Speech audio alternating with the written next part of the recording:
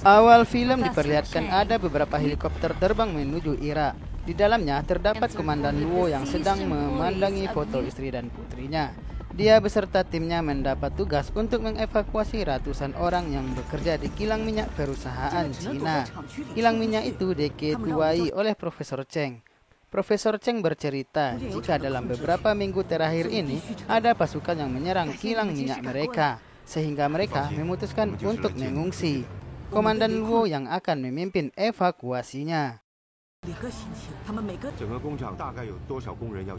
Adegan kemudian berpindah kepada Chris, seorang mantan tentara Amerika Serikat.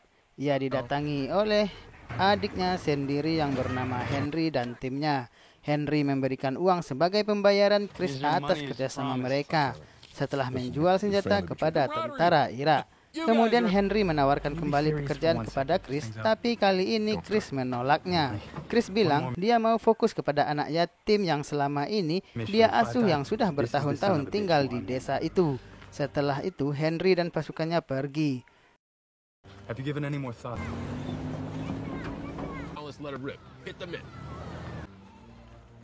Chris didatangi oleh temannya yang bernama Owen. Kedatangan Owen di sini untuk memperbaiki mesin air yang macet yang merupakan satu-satunya sumber air di desa. Namun setelah dicek, ternyata pompanya sudah rusak dan harus membeli beberapa peralatan yang sangat mahal, yaitu sampai $100.000.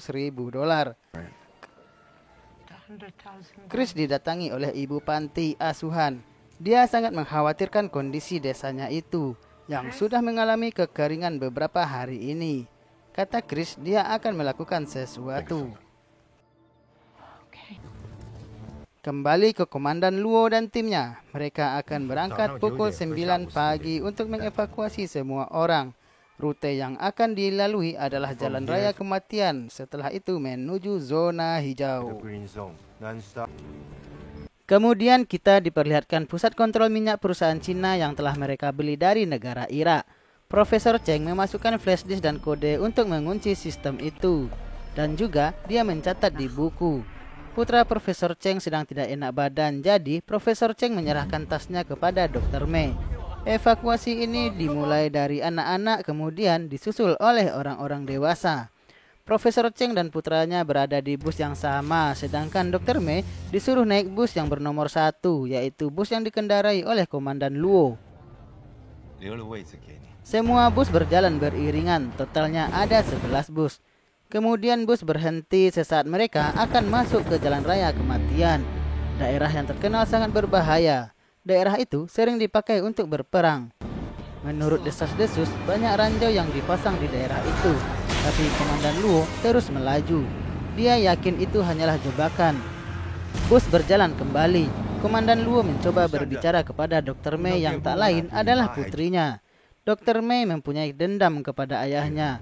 Karena sewaktu kecil dia sudah ditinggal oleh ayahnya dengan alasan tugas negara. Terlebih lagi saat itu ibunya masuk rumah sakit dan meninggal dunia. Komandan Luo tidak datang untuk menjenguknya. Komandan Luo berkata jika saat itu dia sedang mengerjakan misi khusus dari negara. Di depan terlihat ada badai pasir, padahal semua sudah dicek di BMKG online jika cuaca hari ini sangatlah cerah. Atap mobil ditutup. Komandan Luo memutuskan untuk meneruskan perjalanan. Namun tiba-tiba komunikasi di antara mereka terputus dan muncul sekelompok mobil off-road yang lewat. Ternyata Chris memimpin penyerangan ini dan dia mengincar bus nomor 8 dan 11. Sempat terjadi pertarungan dengan petugas yang sedang berjaga. Tapi setelahnya bus itu bisa diambil alih oleh Chris. Chris dan pasukannya lalu membawa pergi 2 bus tersebut. Sedangkan Luo dan lainnya belum mengetahui jika 2 busnya telah dibajak. Setelah keluar dari badai pasir, bus segera dihentikan.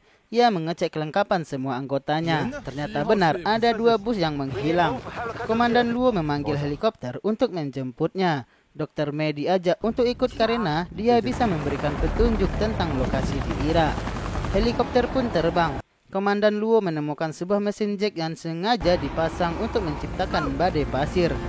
Dia segera menghubungi anak buahnya untuk mengurusnya.